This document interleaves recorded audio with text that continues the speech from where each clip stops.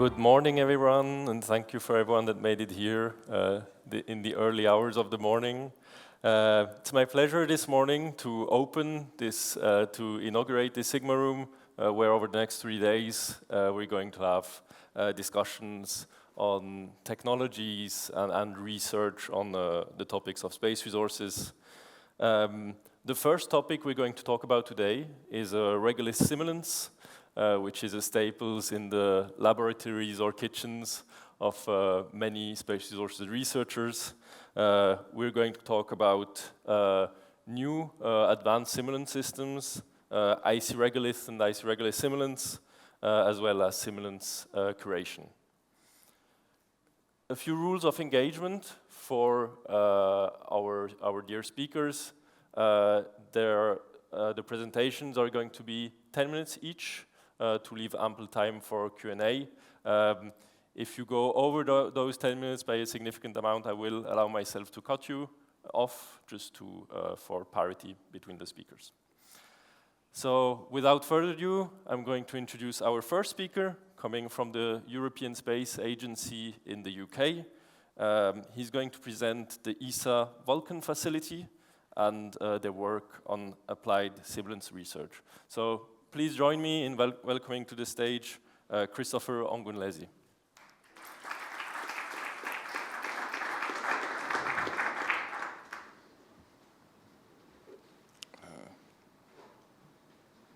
Is this cool? Hello, everyone. My name is Dr. Christopher Ogunlesi. I am an internal research fellow working at the Vulcan Analog Sample Facility at ESRIC in the UK. And here I'd like to give a brief overview of the work that we do at Vulcan and how we might be able to help the overall simulant community with any work they might do.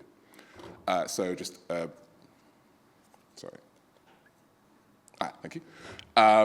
A brief overview. The Vulcan Analog Sample Facility is a facility located at EXAT in the UK, just outside Oxford. It is closely affiliated with the Advanced Manufacturing Lab, it's a materials lab we have there, and also with the spatial facility that we have, which is a skunk work-life facility for low TRL developments. Just a brief bit of history on Vulcan. Vulcan began its life as the Sample Analog Curation Facility, which was a contract between the Natural History Museum in London and ESA to develop a curation facility.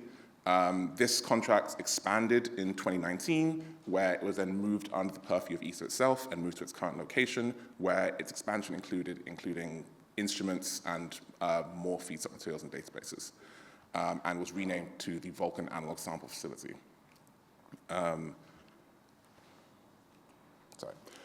So the actual overall purpose of Vulcan is to conduct applied simulants research and provide geoscience expertise to help de-risk future exploration missions. We aim to do this through our 3 main overviews. First of all, to support, which is supporting the overall development of simulants with expert knowledge, improve confidence in European simulants, whether that is with expert knowledge or providing simulants, and inspiring the next generation of planetary geoscientists with our entry-level careers programs. We have 3 main research themes that we tackle. First is the European analogs landscape. This is landscape in the figurative sense. It means generally what is going on in terms of simulants in Europe, where this be who is making simulants, who is using simulants, or simulants analog sites. Moon, Mars analog development, so this includes developing specific simulants for specific cases, which I'll go into in a bit, but also providing simulants for Moon and Mars to anyone that might need them, and also solar system analog studies. This means not only developing simulants, but also providing support for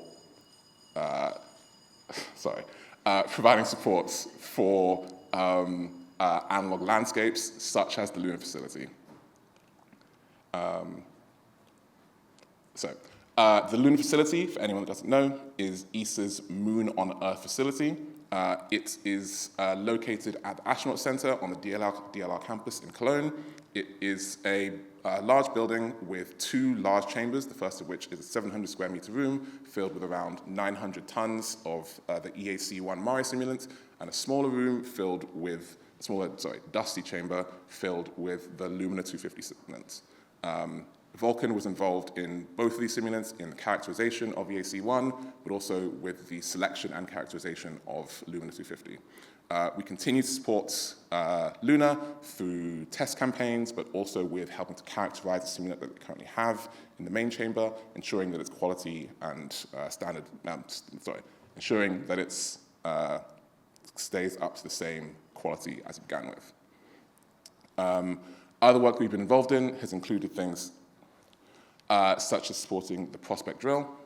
Prospect, if you remember from yesterday, is a drill mission which will fly on Intuitive Machines 4 next year, aiming to drill approximately 1 meter down into the lunar regular surface and collect water and other volatiles.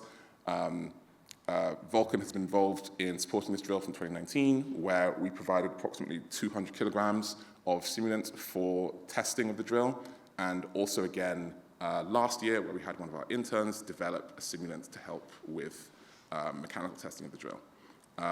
The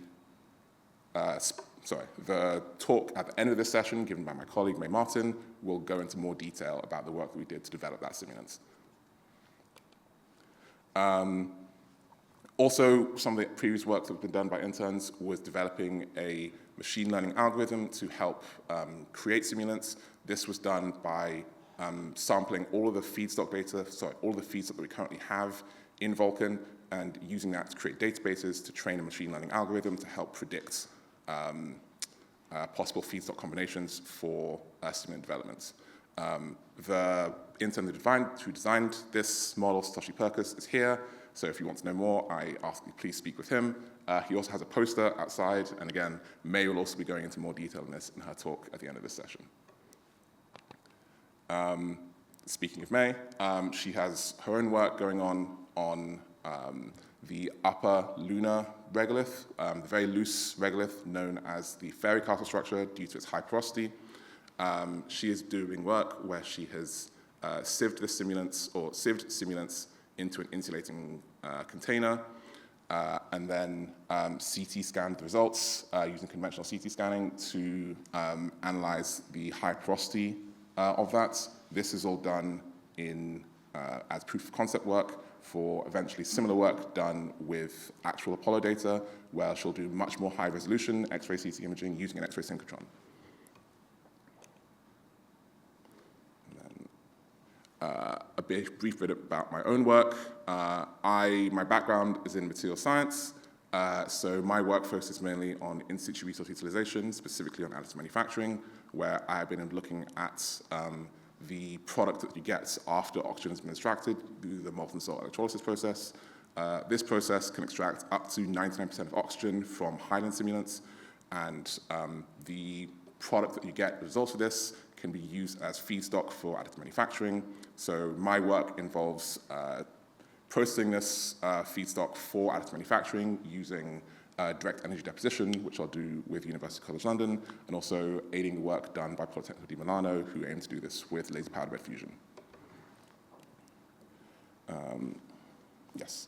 One of my colleagues who couldn't be here today, Danielle Vosper, she is doing studies into the asteroid Psyche. Specifically, she is looking at how the loose regolith structure on top of that asteroid may have formed.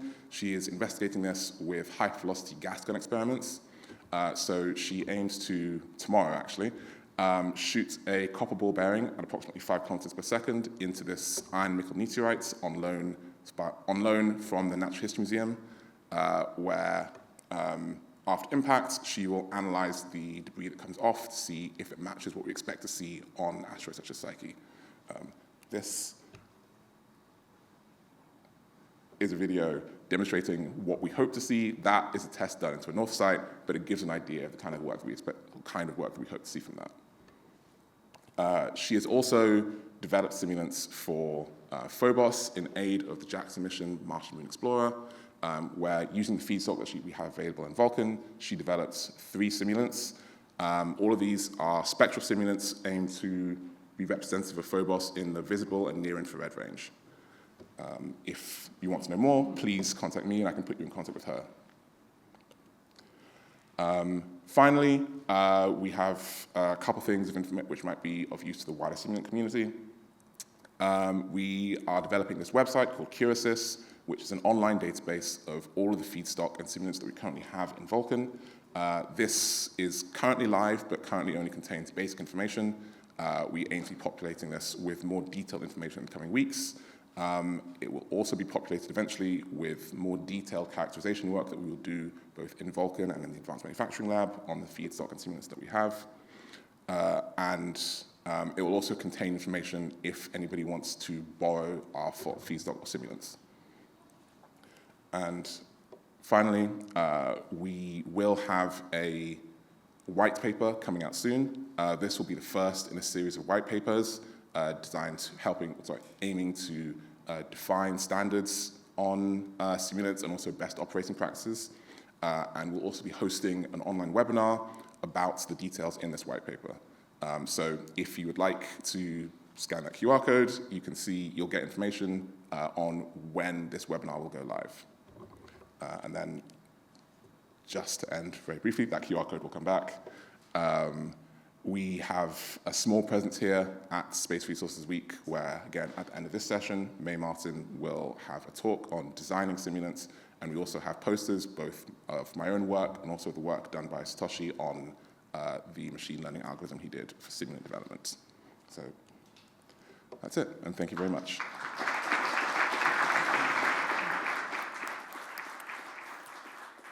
Thank you, Chris. Do we have any questions from the audience? Yes, please. Thank you. You said that you, thank you very much for the talk, of course, and the info that you provided to us. Basically, if I understood well, you are using feedstock from which you are making your simulants. Yeah. Is that right? Yeah. And you do some processing on the feedstock to get the final product. Some mechanical processing or what? Grinding, for example?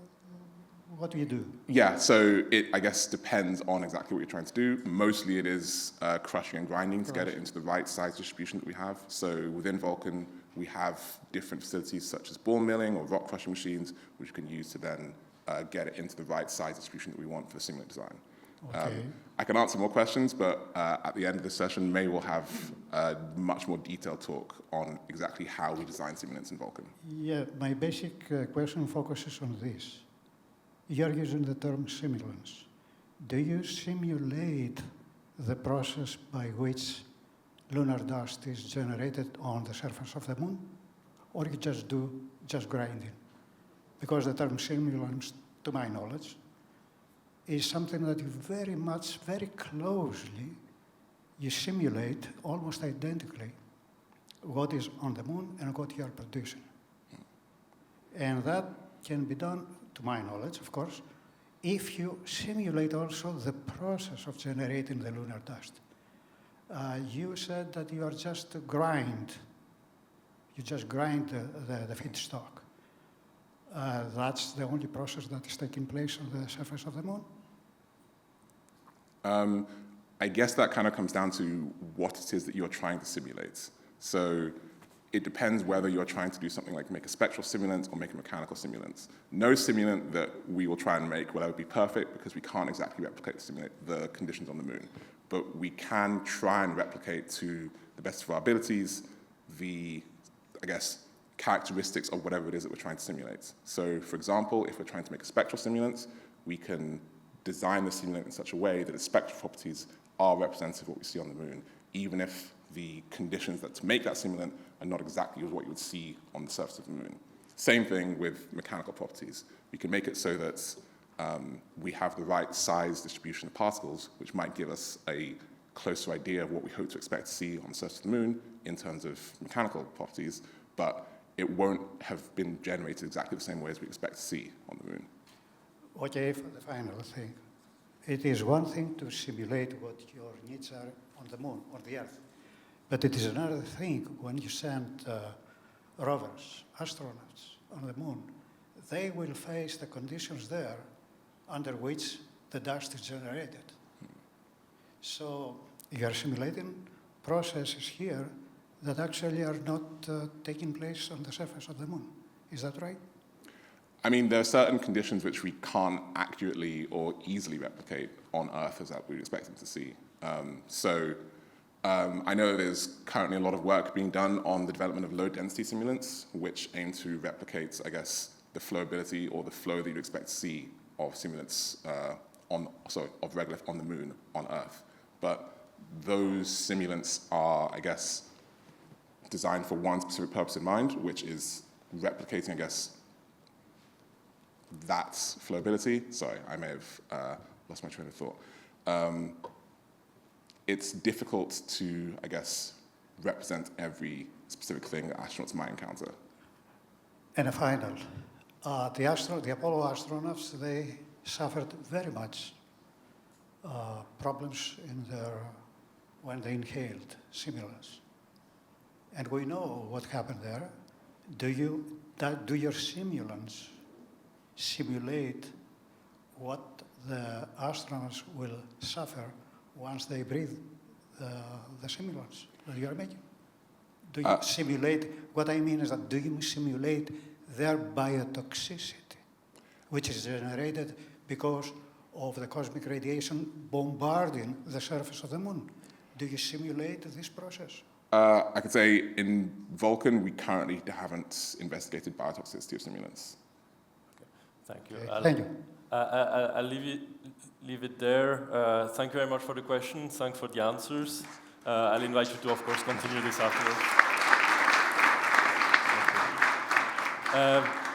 For our second speaker from Australia, from the Swinburne University of Technology, as well as the CSIRO, he's going to talk about characterizing the form and morphology of icy lunar regolith for ISRU. Please join me in welcoming to the stage Daniel Ricardo.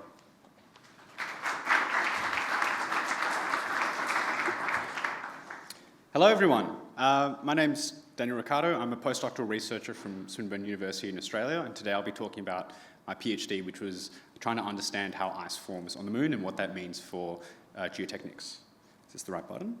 Yes. So I'll be going over a few things, a few basic questions that I had when I started my PhD, which is how does ice form on the Moon, how have others simulated it, how my research at the end of the PhD sort of challenged common practices, and then some recommendations I have for moving and digging on the Moon.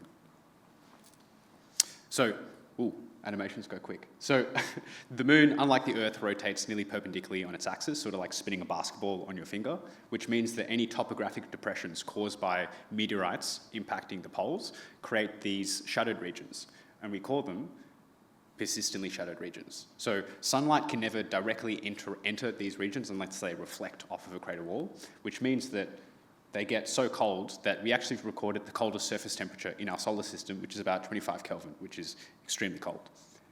Within these regions, it raises the questions of how does ice form in these locations where it's extremely ultra-high vacuum and extremely low temperatures compared to how we generally understand ice to form on Earth. So within a PSR, obviously liquid water is not stable, and if you look at the domain of where PSR is on water's phase diagram, it's off the chart. And it raises the question of if ice can only transition from its solid and vapor phase, we don't generally find these conditions on Earth, so we actually see ice to form under vapor deposition or desublimation. And here's an image of some vapor deposition experiments showing this crazy morphology of how ice forms ice tendrils connecting distant grains together. The Moon is also weathered by micrometeorites, which you raised, and this forms agglutinates, and this can also conceptually form an ice glutinate, which is a topic I'm trying to throw around. If you have a pre-existing ice deposit, micrometeorites will fragment that material, turn it into sort of like a dry sand, I like to think, and if that material undergoes lithification and burial, it'll get compacted over time and form a pressure-sintered ice. And of course, the Moon is weathered by radiation. So ice can form a crystalline solid, or like hexagonal or cubic, and this can undergo amorphization, so form an amorphous ice, and if it undergoes heat from a micrometeorite impact or just heating, it can go back to a crystalline solid. So here's a hypothetical ice sort of diagram that I made as part of my PhD. This is in a separate paper that, if you're interested, I can give you the details for another time. Another paper I published was basically summarizing the whole swathe of literature, understanding how has everyone simulated icy simulants. And the key takeaway is everyone does it differently. Every time someone makes a simulant, it's bespoke, it's one-off, and it's for that one experiment, which raises a question of, if everyone's using different simulants, how can we assume that everyone's data is sort of reaching the same conclusions? I classified ice preparation to 3 distinct groups based on the phase of ice, so liquid, solid, vapor. And then I raised the question of, okay, if I'm a lowly PhD student, how's NASA making simulants? And they're actually just using concrete, like everyone. It's simple, it's easy, and they're using concrete because it has similar geotechnical properties to ice-cemented regolith, where you get dry simulant, you get liquid water, you mix it into a mud, and you put it in a freezer. Simple, easy, safe, very, very hard, behaves like concrete. So here's an image of the Trident drill, which is going to go to the moon on Viper. It went to the moon and just drilled into air on Prime 1, and the Rassor rover.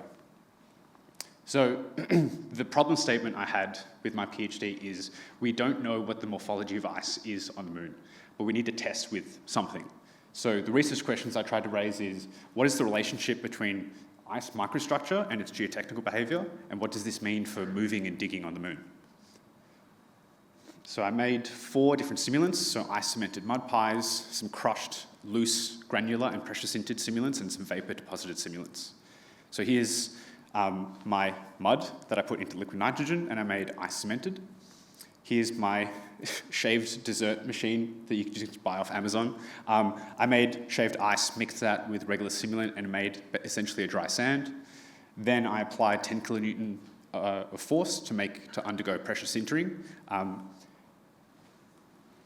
And then I also did vapor-deposited ice. So this is quite a novel technique, which has its own separate paper if you're interested, and this is trying to replicate ice formation on the moon under vacuum with cryogenic temperatures.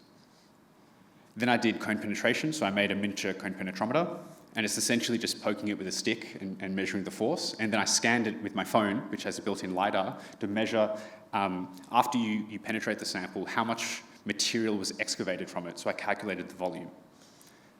Then I also used micro-CT to understand what is the structure of ice within the simulants, because there hasn't been enough study of understanding the internal microstructure in an undisturbed sample. So if you look at it under a microscope, you had to break up the sample, put it under the microscope, it's probably undergone heating. And for that, I put it in dry ice, put it in the micro-CT that we have at CSIRO, and then trained a neural net to segment out ice, lithic and void. And this is also in a separate paper if you're interested. So what did we find? Here's a plot showing the cone index, which is just the max load recorded during my test. And you can see in red, ice-cemented samples are orders of magnitude, and the scale there is log, behaving like limestone or hard concrete, whereas the other samples are order of magnitudes weaker. And the key takeaway is under identical conditions, temperature, bulk density, the test campaign, the only thing that changes is the ice microstructure. At 3% ice, the strength is differing by more than 2.5 orders of magnitude. The ice-cemented samples differ significantly across all my different test methods, so I also measured the cohesion and friction using the cone penetration methods from Apollo. And the key takeaway is that if you only use one type of simulant, like ice-cemented, you'd assume, it's like hard rock, we need impact drills, we need hammers, we need all these heavy industrial mining equipment.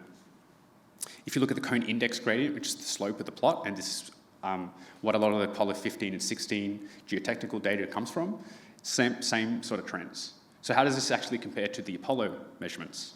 So here's a plot of the cone index gradient versus density, and the black line is a best fit line for LHS1, which is a pretty standard simulant used in the industry.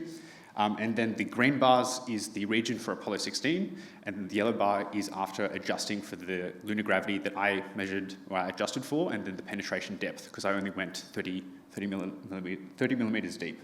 So again, the key takeaway is, again, off the chart up there is all the ice-cemented samples, which are orders of magnitude stronger than anything we observed from Apollo 16.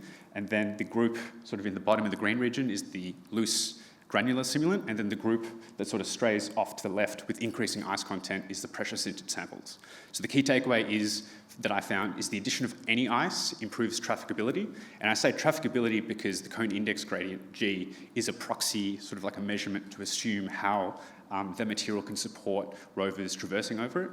The other interesting thing was this is the first quantitative study of the geotechnical properties of vapor-deposited ice, and it's quite strong as well. So looking at a micro-CT, you can see here that liquid water actually, due to the capillary force of it, pulls fines out of the matrix and forms these interconnected structures within the material that when you freeze, behaves just like concrete. So this is why we observe that phenomena, because it's just like a binder and an aggregate in concrete. If you look at the granular simulants, it's basically just a dry sand. So the geotechnical properties are controlled by bulk density, interparticle friction, and the small amount of cohesion that exists in the material. And then vapor deposited forms these unique tendril structures that connects distant grains together.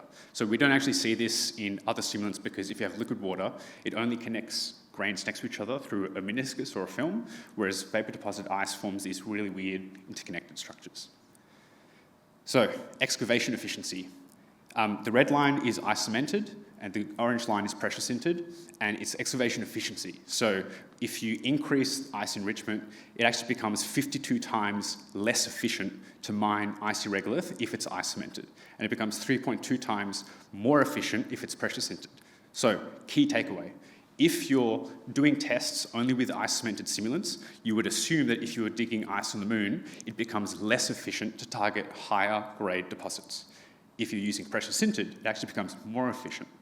So the key takeaway of my research is think about what simulant you're using and how you're preparing it, because you're going to have completely different takeaways from your experimental findings. So, key conclusions is ice microstructure is the primary control for geotechnical strength beyond ice content, bulk density, temperature within reason. The addition of any ice improves trafficability. Ice microstructure and how you prepare your samples has direct consequences for its excavation and trafficability. And the key takeaway that I'm trying to raise attention to is try not to use ice-cemented simulants if you can. If it's all you can use because it is easy, it's safe, it's easy to put through OH&S in a lab, then continue using it. But the thing is significant size, mass, and power is available if we downsize our motors, assuming that it isn't concrete, it isn't rock hard. And of course, the caveat is this is only for my penetration data, which was like 30 millimeters, and only relevant to the upper surface of regolith. So if you dig down, it's going to get harder. Oh, and here's some of the equations, extra slides. Thank you.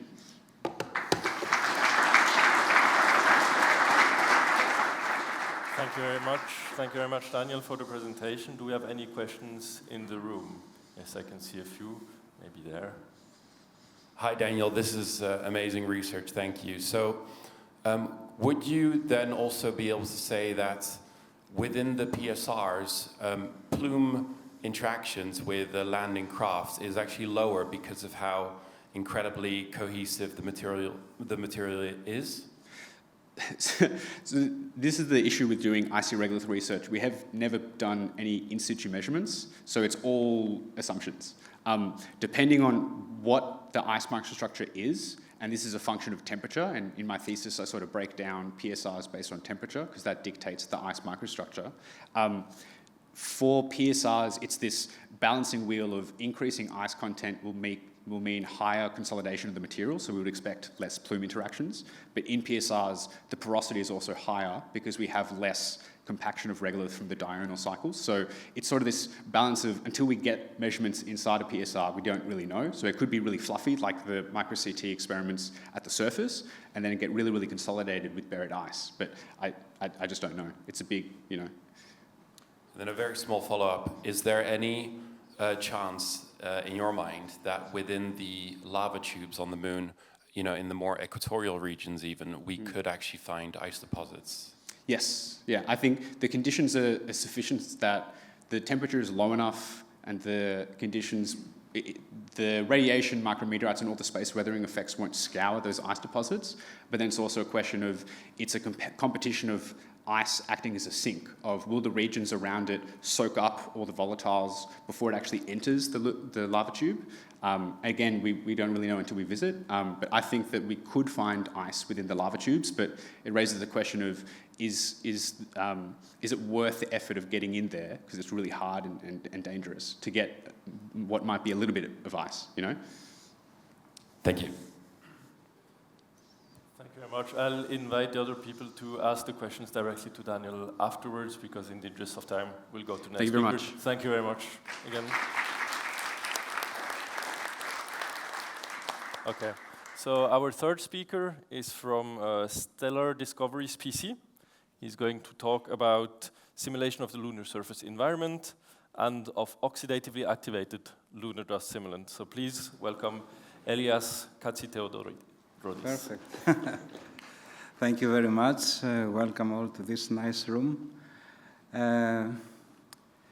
Today, I will speak about simulants again, but in a different way.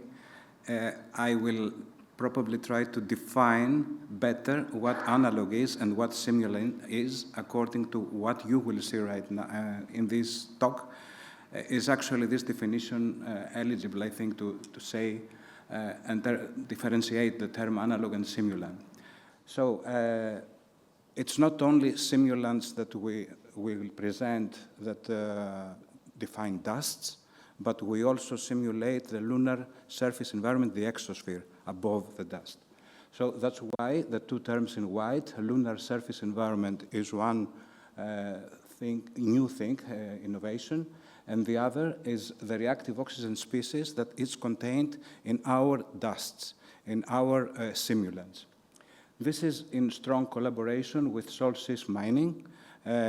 We have a strong exchange of materials and ideas, and everything is done under ESA projects, and these projects actually brought us together to work here. This idea is supported by a draft application for a patent right now. In these next days, it will be filed. So it is actually of interest to ESA. ESA is going to support this. So it's of interest to ESA, this work. I go to the next slide. Okay. So here you see the flow of information and of materials, starting from Solstice Mining. They provide the feedstocks, raw materials, and also processed those high-fidelity ones, analogs, and then they come to us, and we go to ultra-high fidelity. We do ultra-high fidelity simulants, as we call them, and at the same time, this lunar surface environment. These are produced at the same time. It's not a separate process for one and a separate process for the other. And what we do is actually produce these ultra-high fidelity dusts, which are ROS activated, reactive oxygen species activated, and we also provide this as a service, and in the future, we plan to do it as an instrument that can be attached in any chamber on your experiments. When we speak about high-fidelity lithic analogs, it's the work actually from Solstice Mining. They are having some innovations there, some specific characteristics that we liked a lot in order to enhance also our own product.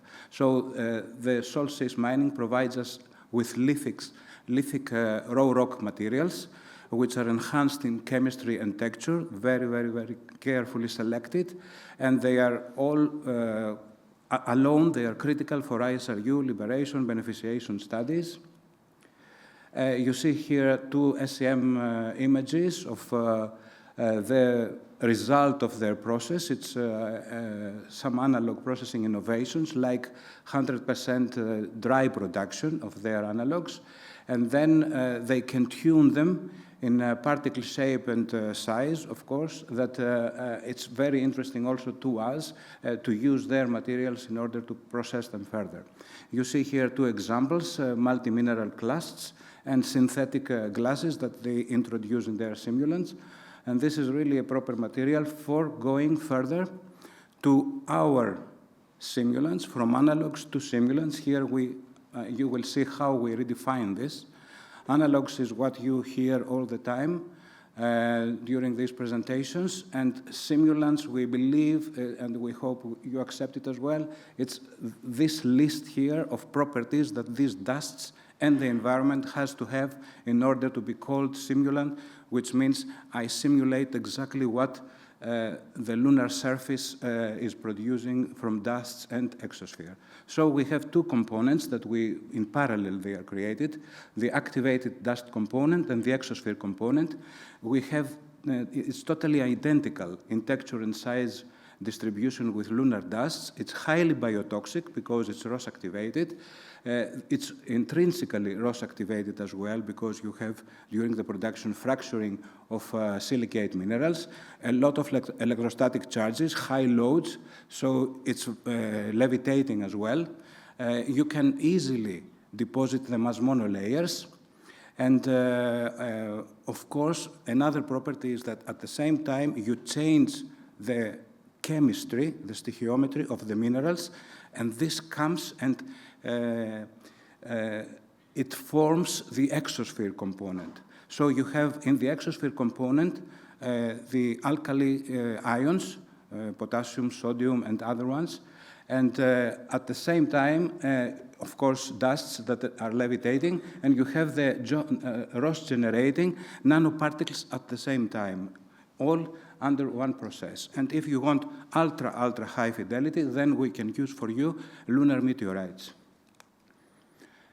Some images quickly. You see how it's distributed. It is as deposited. We don't do anything to deposit this. And in a small magnification, you see some microspheres as well. So you have the mixture exactly of glass microspheres and angular material.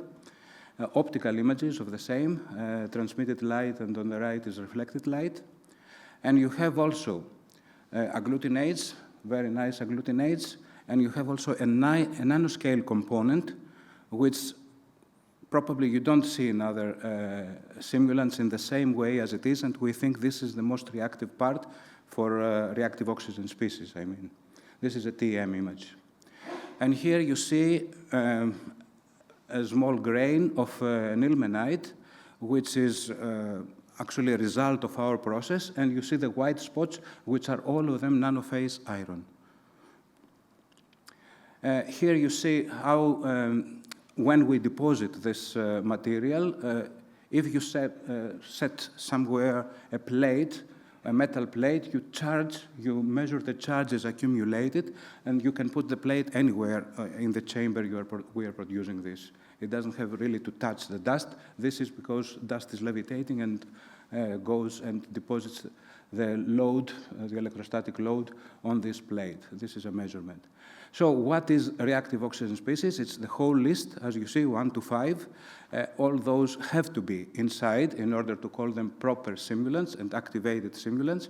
And you can also enrich them a little bit more with other ROS sources. And this is something that it comes now in this this month, in astrobiology. It's a paper, so you can search in astrobiology and you will see this paper published.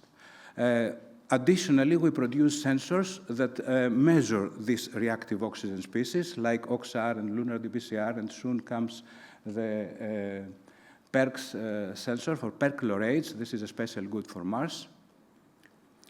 Some measurements. Our dusts produce oxygen very easily. On the left, you see there in 2 stages, and this is also a result, a good result for ISRU of oxygen. We just use lunar dust to produce oxygen, and on the right, we use to measure the fluorescence to see the OH radical, which is totally biotoxic.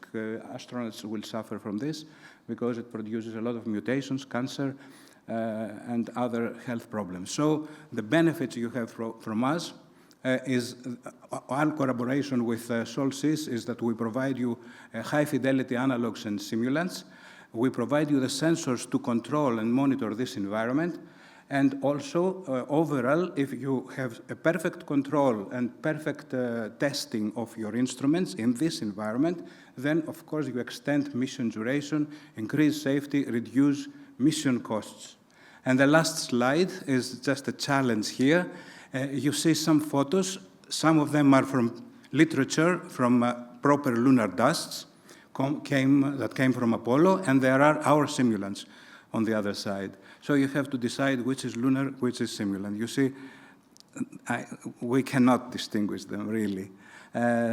We have a booth. You can come and visit us, and find out more about this. Thank you very much.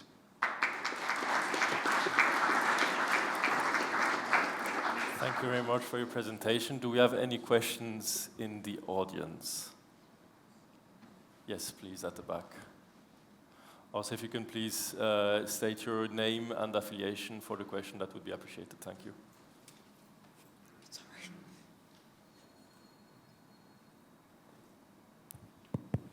Thanks, Elias, for your presentation. My name is Vivek, and I come from the Wilson Center for Bulk Solids Handling.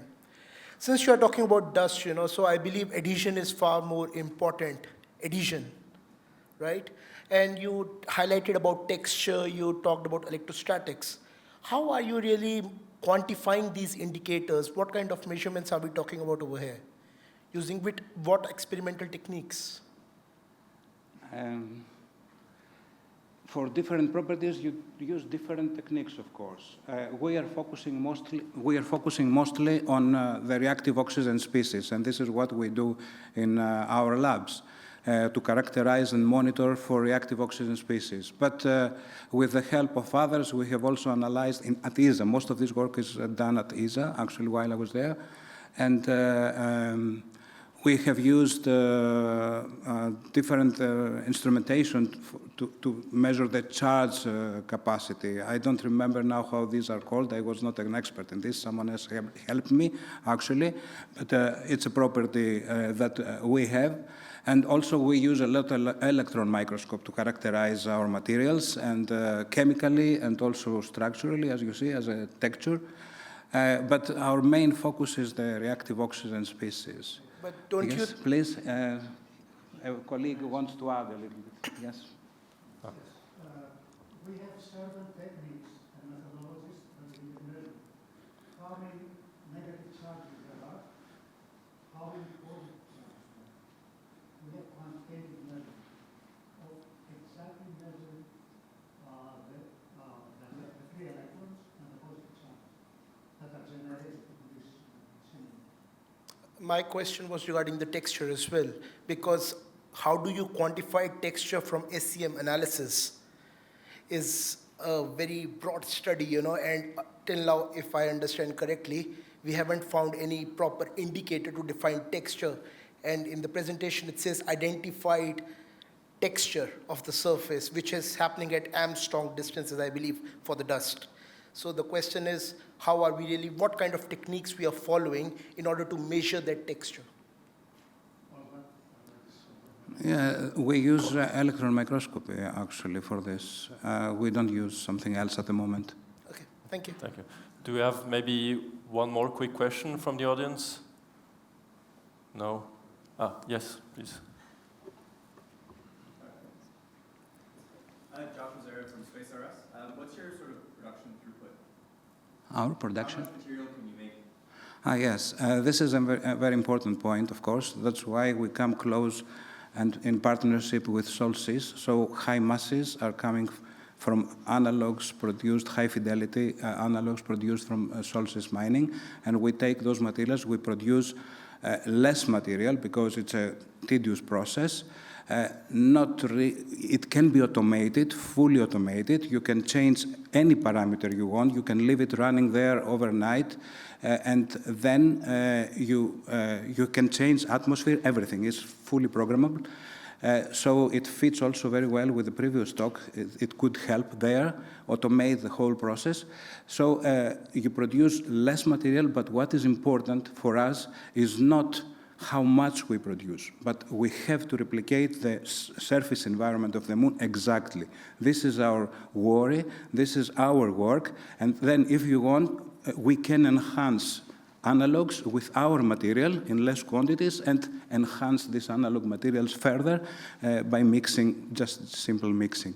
So you can have more material if you want, like ultra-high fidelity, but by mixing with the analogs that we get from Solsys mining. So yes, the quantity is less, but you have the important point, the exosphere, and the real changes that take place on the minerals themselves, exactly like it is on the moon. I cannot tell you details of the technology because it's under patent. at the moment with ESA, so I have to restrict myself there. Thank you. Okay. Thank you very much, Elias. Again, I'll invite you to go see them, obviously, at their booth you can throughout come the event. always. Yes, Thank you very much. Answer these questions here. Thank you very much. So for our fourth speaker is from the University of the Basque Country, as well as representing Hispaniola, and he's going to talk about high-fidelity lunar regolith simulants for space sources and mission risk reduction. So please welcome Fernando Alberquilla.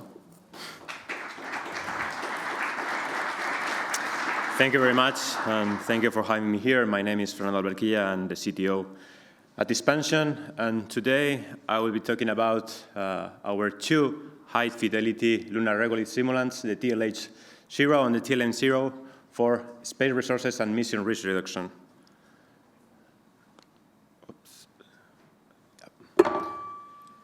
So first, I will start talking about the people involved in this work, our team, and for those of you who don't know what Expansion is, we are a startup created in 2024 in Madrid, Spain, and we are developing high confident, let's say, lunar and Martian regolith simulants. These two guys over there are our founders, Carlos Aguilar and Jaime Bella, and we have also our last mind signing, Marcos Martin, which is in charge of doing our last Martian soil simulant. And those people over there are part of our last collaboration, coming from the University of the Basque Country, also the Polytechnic University of Madrid, and the University of Castilla-La Mancha. So once we have done the presentation, let's talk about the objectives of this work. The first one was to develop and characterize the two novel high-fidelity lunar regolith simulants, the TLH representing the highlands and the TLM representing the low Timare. The thing is that we need to quantify or validate if our simulants are good enough. Maybe you could simply trust our worth, but maybe it's better if I try to prove it. So we start with the NASA figures of merit, and we did also some complementary analysis through multivariate statistical analysis, the PCA, but always targeting the compositional, mineralogical, and physical fidelity of the lunar regolith. So here is the design strategy. As I told you before, we are looking for the average of the lunar highland for the TLH and the low T and for the TLM, the low Timare compositions, taking always into account the Apollo missions. But to achieve this, it is not simple as take rock, let's say for Hawaii, smash it, and say, look at this cool gray powder that I have achieved in my laboratory. We need to do a controlled crushing, sheaving, and recombination of different terrestrial feedstocks. And that's what we did with the basalts, anorthosite, and altered peridotite, because you have to take into account that every change that you apply into the matrix, for example, adding a 2% of ilmenite, is going to change everything. You are going to change the color, you are going to change the abrasion power, you are going to change the density, and so many other parameters. And that's why after all of this, we apply the NASA figures of merit to prove that what we are doing is good.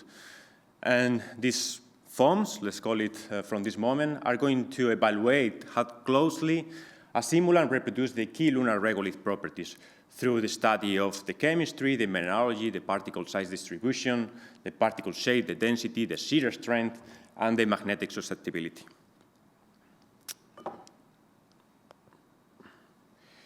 Here are the results, starting with the particle size distribution. What you can see in that graph over there is that both simulants, the TLH and the TLM, are well fitted inside of the standard deviation of the lunar regolith average, according to a paper from Zeng et al. In 2010.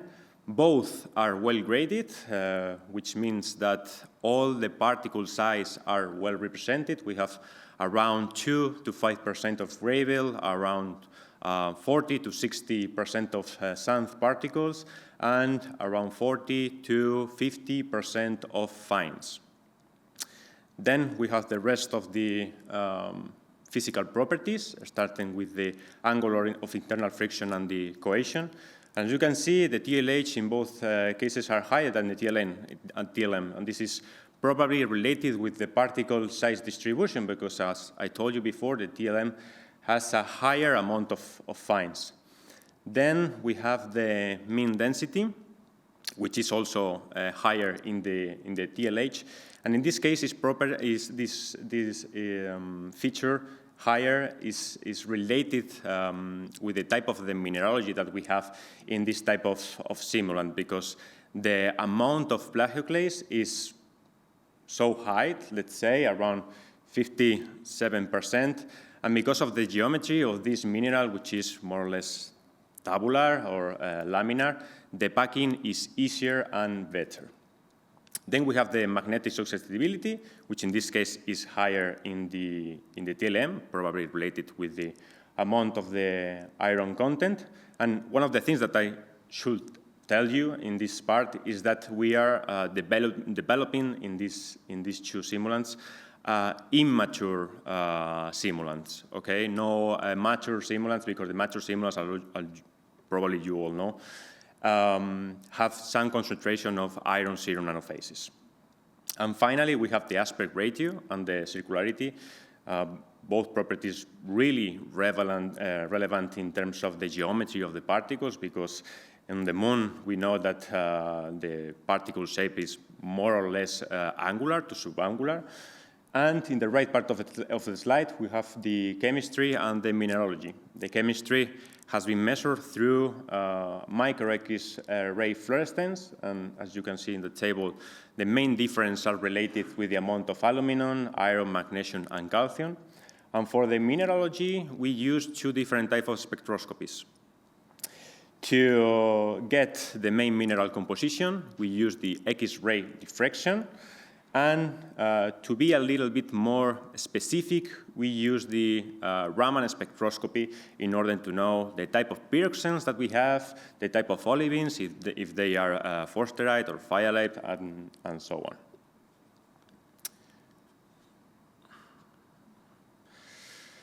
So once we have the results, we apply all the calculations with the formulas of the figures of merit. And in this picture, what you can see is the mean of all the foams calculated and compared with the rest of Regulant simulants to the date, taken from the Lunar Regolith Simulants User Guide, the revision A from Slavic Toll in 2024. And you can see our simulants exhibit higher values in this case, which is awesome, let's say. But we thought that maybe this wasn't enough, so we wanted to complement our results with multivariate analysis, because when you use the figures of merit, you are taking the properties in an individual way. And it is, in my opinion, not so correct, let's say, because all the properties are connected in some way. So that's why we use PCA, because PCA not only is cool, it always enables the evaluation of the compositional relationship within a multivariate geochemical framework.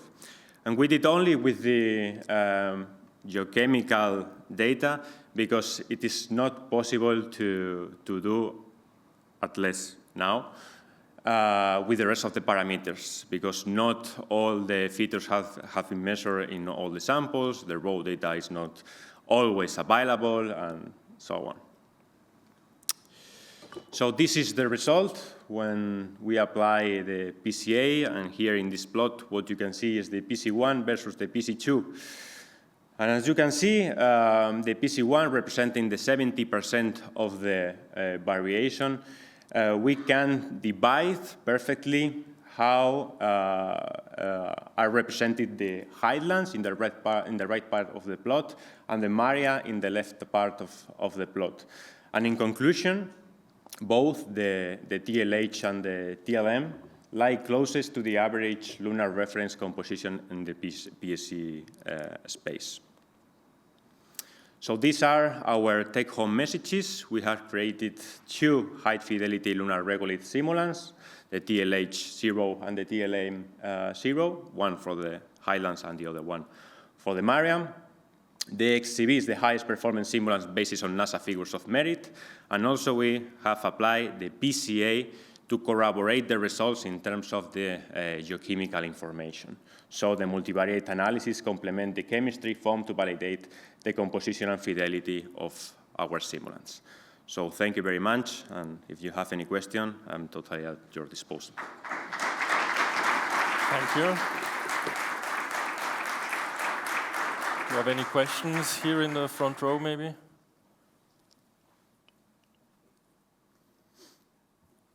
Hi, thanks for a very nice talk. My name is Øystein from Solstice Mining. I noticed that you have 3 main constituents, I guess. So I was, and in your sort of breakdown, you also showed that you have a glassy fraction in your simulant. Can you talk about where that's from, if that's okay? Where do you mean the dust? The glass. The glass, where it's coming from? Yes. Directly from our feedstocks, are naturally there. Okay. Okay, there was another question, gentlemen. It's a volcanic glass. Thank you very much for the talk and all the information that you provided us. A very good job, for sure. Thank you so much. You used as a criterion of the fidelity of your simulants the figures of merit by NASA. Well, what they are doing there, if I checked there, they test parameters such as composition, grain size, distribution, density, or mechanical resistance. This is pretty much what they are using to define their simulants. On the other hand, I just checked with your advertisement that you provide on the internet, and you recognize that the particles, the bigger issue is that lunar dust can be highly reactive, we are saying, and hard to manage. And you are saying that particles are very, very fine, and they get deep into the lung alveoli, I mean the breathing system of the astronauts. And exposure to solar radiation and the solar wind charges the dust electrostatically, and also it contains nanoparticle of metallic iron that can generate oxidative stress and inflammatory response in cells. This is what real lunar dust can cause, and we know that it happened to the astronauts with the Apollo mission. Does your dust possess this kind of activation, for what I can understand, properties that you are describing there due to lunar winds and solar radiation and all that? Is your dust charged as you're describing there, that the actual dust it is? I don't know if we have already do this type of measurements. Maybe our CEO, I think that we have not measured yet that type of properties. Okay, so but we are working on developing more detailed simulants in this way. This is, let's call it the basic ones. We can produce them in height amounts. So in the future, maybe we could investigate the development of this type of simulants more detailed. There is one more question at the back. I'll please ask you to circulate the microphone. Thank you.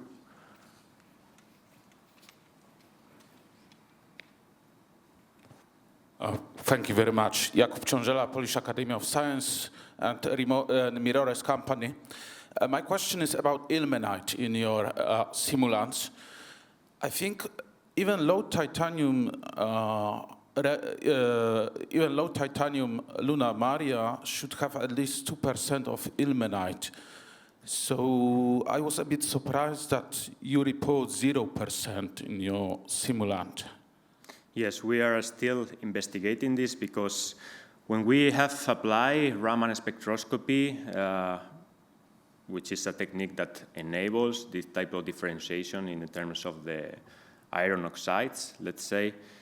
The bands are not so well defined, let's say, okay, because we have other type of minerals like T-berry hematite, for example, where the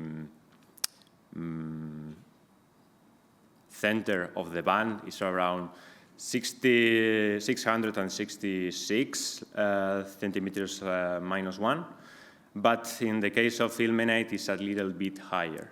So we are not yet completely sure if we are having this type of iron oxide with a little bit content of titanium, or we are having, in fact, the ilmenites. You could try to use other methods, like just microscope or maybe even magnetic separation, so to be sure that you have ilmenite inside. Yeah, absolutely. Yeah, we will try. Thank you. Thank you very much. Thank you very much again, Fernando. Thank you.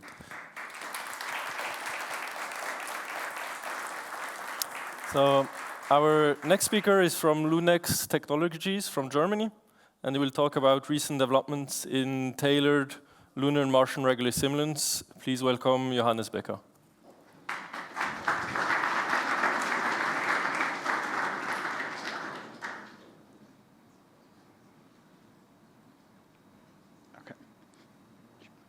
Yeah, hello from my side. Thank you for the introduction. I would like to have this talk or speech as a follow-up to what I presented last year.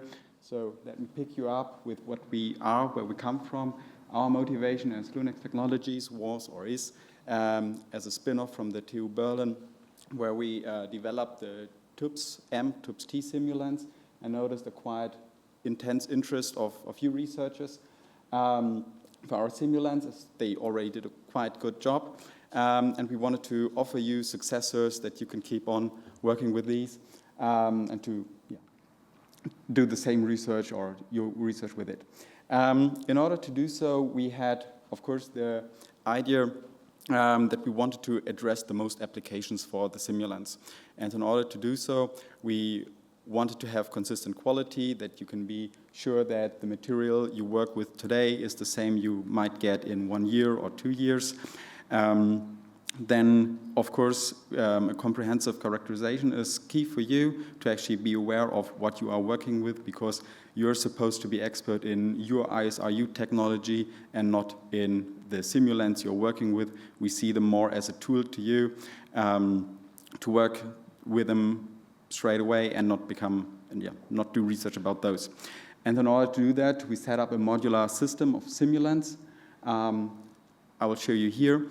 On the left, you can see 2 base simulants. We call them base simulants as they are pretty much our starting points. We have LXM, M for Mare, 100 for 100%, so it's a pure Mare simulant. And we have LXT 100, the pure Terra Highland simulant.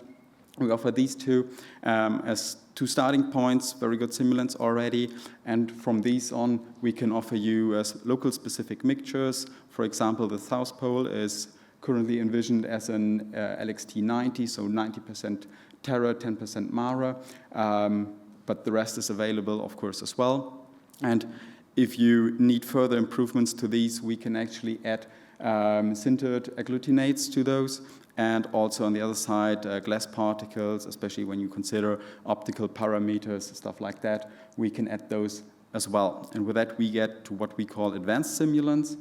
And if that is not sufficient to you, if you really run chemical applications with it, chemical tests with them, we can add supplements like olivine, ilmenite, pyroxene in order to improve chemical and mineralogical properties to get then chemical adapted simulants. And that's pretty much the highest order we offer to you. And those are also intended for you to simulate, for example, a pre-processed material, or if you are looking for specific deposits, then we can simulate that with these chemical advanced simulants. Last time already gave you a lot of numbers and characteristics about the two base simulants. The most were based on the first paper of Joel Patzwald. He did a quite extensive work on characterizing these. Shortly after last year's Space Resource Week, his second paper, part 2, came out, and that is actually why I skipped this year any numbers and any specific values, because we have just too much of these to go through all of these. But please feel invited to have a look at a second paper, very extensive characterization. And here you can actually see a little overview of what he characterized already in the first two papers. These are the 25 most important properties for simulant defined by NASA in 2005 on a conference. And you can see that the only thing he missed out in the first two papers was actually the glass composition. That is because we did not spend a focus on having the glass composition in the two base simulants, but therefore we have our higher fidelity systems where we can actually add ilmenite, olivine, pyroxene as additives to improve the parameters, the chemical and mineralogical composition. We created agglutinates and glasses. We can produce them in the lab. We can add them as you need. So we can have 10%, 40%, however alternated the material shall already be. And with all that together, we get to the high fidelity simulants to address even the most complex research questions. And that is what his third paper is about, characterizing all these parameters. And with that, we have pretty much the full list of the 25 most important properties fully characterized for pretty much our whole setup. And with that, be aware, from the left, we can offer you several tons, maybe relevant for rover projects, stuff like that. And then the higher fidelity simulants we can offer you in kilo ranges. And all of this is now fully characterized. But we didn't stop there. With a good idea of Frank Koch, you may know him, we actually got last year to Highlight 6. This is a blend of perlite and LXT100, so a Highland simulant. And the idea is to create a simulant with a bulk density of just 300 kilograms. So this is about 1/6 of Earth gravity. And by that we get to lunar gravity. The idea is that you can test with this material excavation, conveying processes, flow characteristics, stuff like that, on Earth as it would be on the Moon, as we pretty much compensated the gravity influence on the simulant by itself. Perlite is quite well suitable for this approach, as it's quite close from its raw material to what we are needing. You can already see a few pictures of these.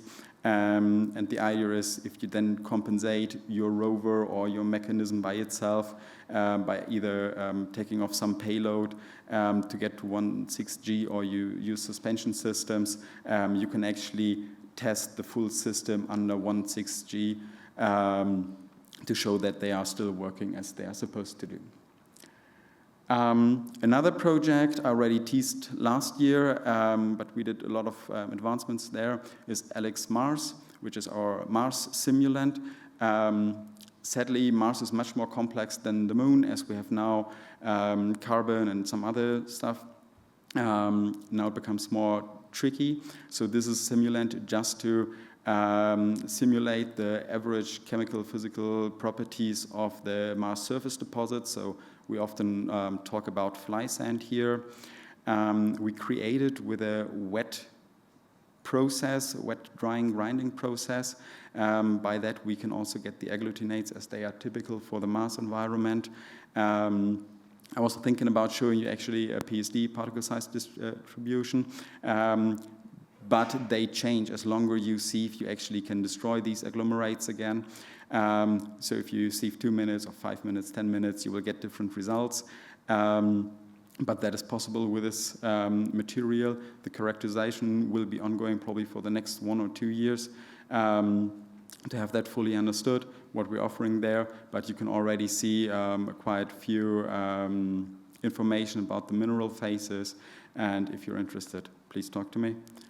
And with that, I already get to a short summary and outlook. So we have LXM, LXT vastly available, well characterized, and now we can also offer you glasses, agglutinates, additives like aluminum peroxide, olivine to it, to get to high fidelity simulants in the range of several kilograms. We have the Mars simulant, global fly sand, to offer to you, where we are keen to complete the characterization in the next time. Feel free if you're interested in collaborating there. And we also have now the Highlight 6 simulant to adapt the lunar gravity to actually allow you, to enable you to do tests here on Earth with that. Yes, thank you very much.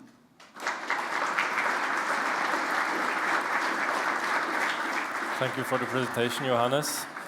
Do we have any questions in the room? Yes, please, at the back.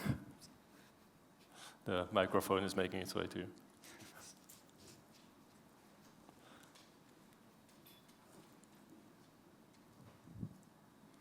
Hi, Stephanie Howard from the University of Manchester. Sorry, I've not seen any of your talks before, so I was just really interested how you make the agglutinates.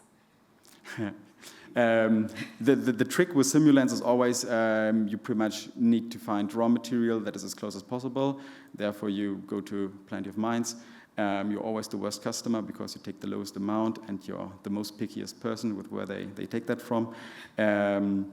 You crush them, you sieve them, and then you pretty much recombine them in the way that you want to have your composition. And then it's the question of how dedicated the simulants shall be if you create glasses out of it, agglutinates out of it, and add these back to it. But that's pretty much the wrap-up of the process. But the most actually the characterization.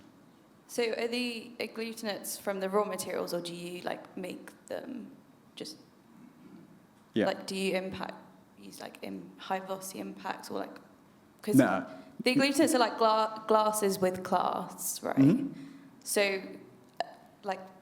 how do you get them? For the glasses, if you just need just purely the glass, because the glass is believed to be more chemically available or reactive, as we're already over the crystalline structure, we can offer you that we can produce them in the oven. So we just melt them, and you pretty much then take them out of the oven, cool them quite quickly to get proper glasses. We already produced some glass lenses in this diameter. Very interesting if you want to isolate what is going on in your process. And on the other side, we often used lasers to pretty much create mixtures of agglutinates and glasses. That works very well if you think about larger amounts, but if you want to have just everything in there, then that process is amazing. Okay, great, thank you. Okay, there's one more question there.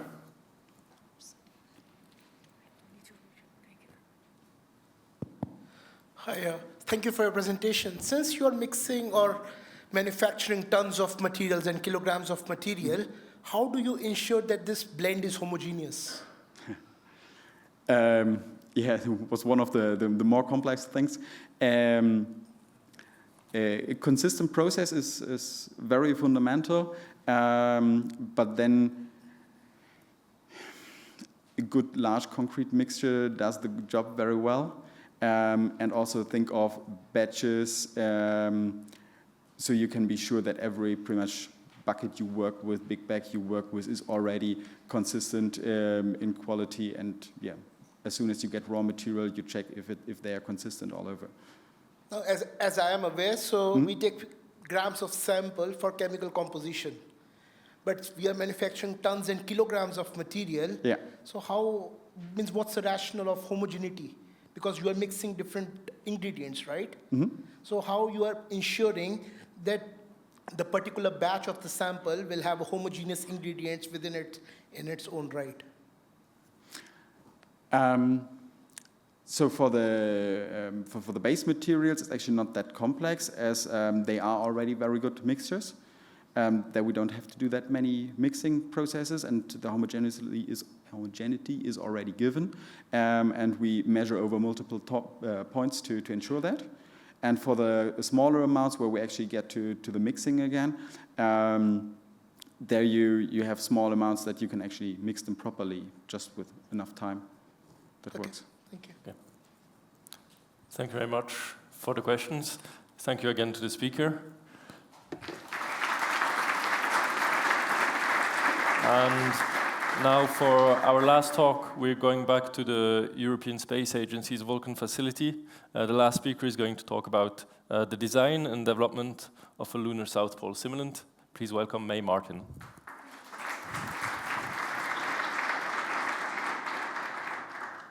All right, thank you everyone. Yeah, so Chris at the beginning of the session introduced the Vulcan facility and what we do.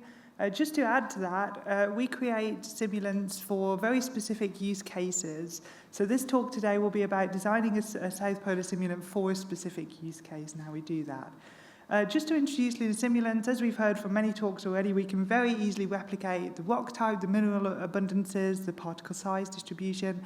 We're starting to get better at replicating agglutinates and space weathering, but what we can't really do yet is certainly the volcanic glass beads, like you can see on the right-hand side picture here. These are an Apollo 15 sample glass beads, and we have no way of replicating those so far. The actual individual mineral chemistries, so for example, the calcium versus the sodium content, the rare earth element content, the minerals, we have no way of replicating that either. The same with the electrostatic properties of the very surface and, of course, the moon's gravity. But if we take these into consideration, we can still predict what the results will be on the lunar surface if we know what we can replicate and what we can't. So at Vulcan, we take a bit of an alternative approach. Because we kind of work with the philosophy that no simulant can represent all properties on the lunar surface, we look at the specific use case that we want to do, whether it be a particular support for a mission team or instrument development or research project, and we determine the properties required from our simulant to actually match the use case that we're going to use it for. Then we design the recipe based on these properties, we create the simulant to specification, then we try to understand how close to the recipe did we get. So taking Prospect as a use case, the Prospect instrument package and drill system can be seen out in the main hall. I really advise you to go and see it. It's pretty spectacular. But it'll be landing around the South Polar region of the Moon. This is a volatile map of the South Polar region. And this is the Prospect drill in all its glory. And if we design a simulant to test the drill, how well it gets into the surface, how deep it can go, what kind of power requirements it needs, and so on, we essentially need a mechanical simulant, so representing the mechanical properties. The essential properties that we've determined are going to be the size and shape distribution, the density, the mineralogy, the presence of agglutinates, shocked minerals, and space weathering. Now, I've already kind of said we're not going to include these in the simulant. At least at the Vulcan facility, we don't have the capability of producing these in large quantities, even if theoretically we could produce them in some way. But we could use the Apollo samples here. So in the middle, we've got an Apollo 14 sample. You can see it's very fine-grained, it's very dark, it's been heavily space-weathered. We can analyze its physical properties to understand what the simulant properties should be. On the right-hand side, Apollo 17 core sample. This is a CT scan. It shows the rock size distribution. It shows layering within the regolith and so on that we can also represent. So we can take these essential properties and combine it with remote sensing data of the region that we're looking at. So we can take roughly a region that Prospect might land in. So let's say we can take moon mineralogy mapper data, Kaguya spectral profiler data. These will give us the bulk mineralogy, roughly 1 square kilometer of the lunar surface. The image on the right actually shows the plagioclase abundance from the Kaguya spectral profiler. Hopefully you can see the dark region in the bottom left. That's the edge of the South Pole Aitken Basin there. We can also use the mini radio frequency instrument to look at the dielectric properties of the upper surface, and from this we can estimate the surface bulk density. And I think the bulk density is estimated to be just a little bit lower at the South Polar region than equatorial regions. So we can do this comparison of remote sensing data and Apollo sample data to essentially feed into our automated recipe generator that Chris mentioned earlier. So we can take either chemistry or mineralogy. We're looking into taking spectral properties as well as inputs. This is what we want out of our simulant. The outputs of this algorithm is to say, right, what feedstock materials, what terrestrial materials can we mix together in which proportions to match whatever inputs we need. So as an example, the graph on the right-hand side here, in blue it shows us the target. This is the composition we want to match. And in orange, this is the composition that the algorithm predicts this mixture of different feedstock materials to be. The algorithm also has like an optimization process to say what's the minimum number of feedstock materials needed to get as close as possible without overdoing it. It's pointless having sort of 6 inputs if we don't really get that much closer than with sort of 3 feedstock inputs. And if you want to know more about this, Satoshi Perkis's poster is up in the main hall, and he's around this week if you want to ask him more questions about it. Then we can take this output data of what proportions of feedstock material we need, and we can actually start to develop simulants. So for lunar simulants, we use a jaw crusher to break down these feedstock materials, and because it uses pressure to break the minerals and the rocks that we're putting into our crusher, essentially we result in angular particle shapes, and that's what we need for lunar simulants. We can pass these crushed materials through a series of sieves to split apart their different particle sizes, and then remix them together in different masses, different proportions, to match the Apollo particle size distribution, as we're showing here as an example. And we result in a simulant such as this. So this represents a 1 square kilometre footprint on the lunar surface next to Shackleton crater. This is obviously a very close-up image of the simulant, but this is the correct size distribution, the correct properties from our recipe that we designed to sort of match the properties that would most closely affect the drill performance. Designing and developing the simulant, though, is half of the issue. When we're talking about testing of anything, really, we also need to make sure that the test setup is suitable. So we also worked with the Prospect drill team to sort of understand what their requirements from the tests were and design a test setup suitable for their tests.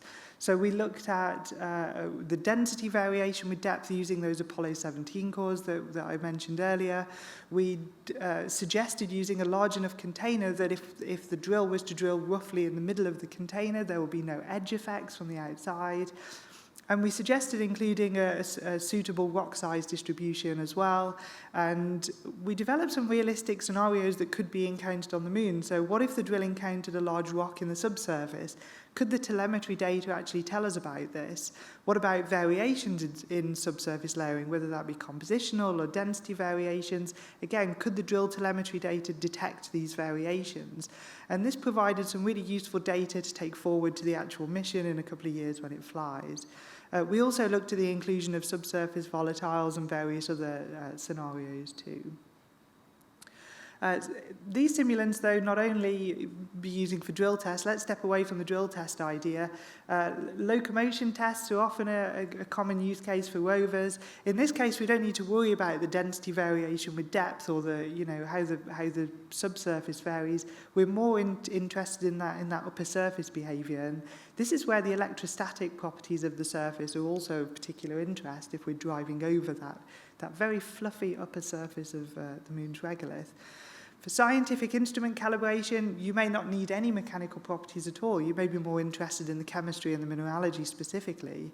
For ISRU applications, it's often a combination of mechanical, chemical, sometimes thermal as well, properties of the simulants.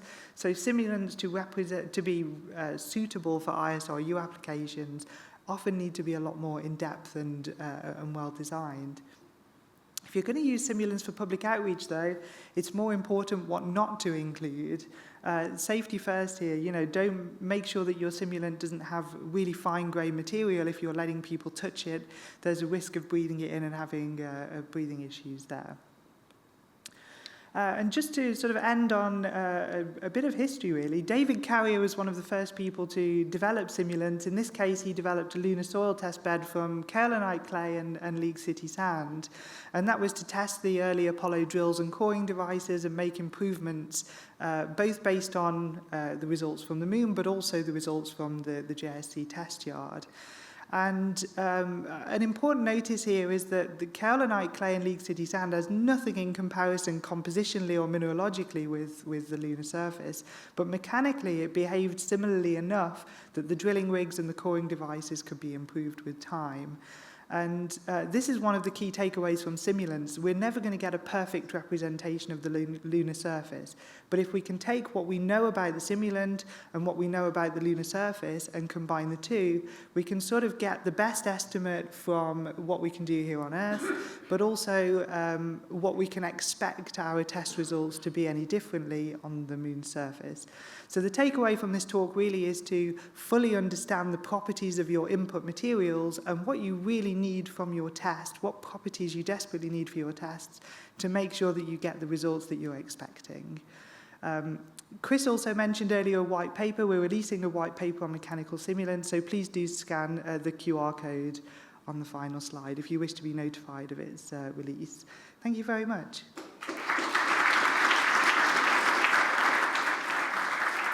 Thank you very much, May, for the presentation. I can already see arms in the back for questions. Yes. Hi, Jerry Sanders, ESRIC. I think when you talked about the simulant for prospect that you ruled out glass, is that correct?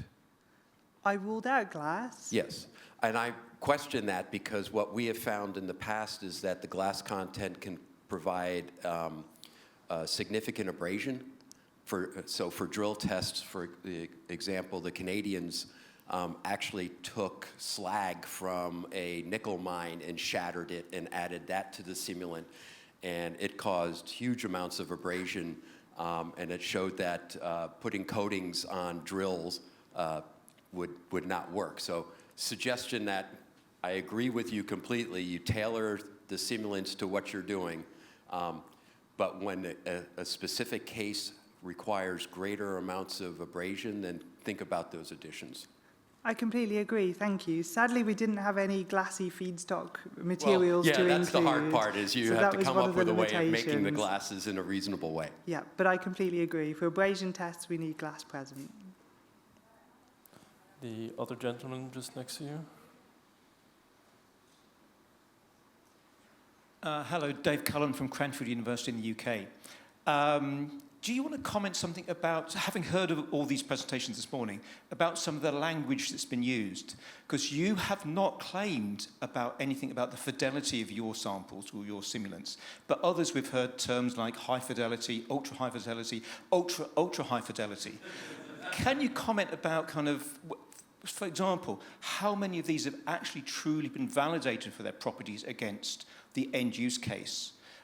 So it's something about the general terminology in the community and perhaps how that should be tightened up into a slightly more objective, transparent way. I agree. That's one of our goals at the Vulcan facility, is to essentially design, so NASA has their figure of merit, which takes the properties and what's most important and ranks them, and you can kind of compare your simulant to those figure of merit list of properties. And that can give you an idea of what sort of fidelity your sample is. I find fidelity a very arm-wavy kind of concept, so I personally don't like to use that specific terminology. But like you say, it really depends on the use case. You can have an extremely good simulant in terms of what it represents, but it still might not have, say, the spectral properties suitable for testing an infrared instrument.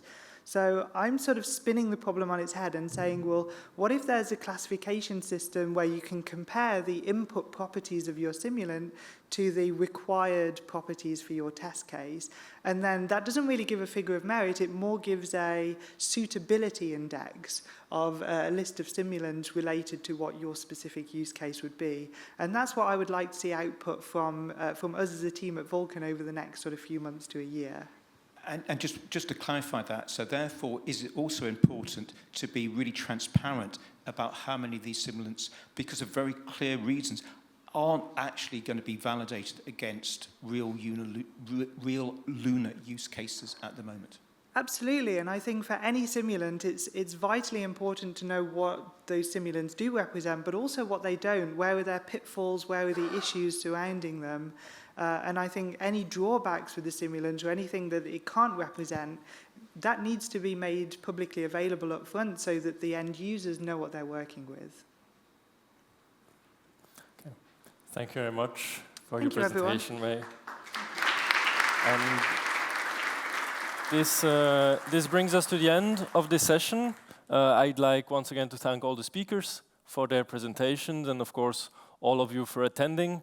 I will now leave you to enjoy your coffee break, and I'll invite you all to come back here at 11 o'clock for the next equally interesting session on regolith handling. Thank you very much.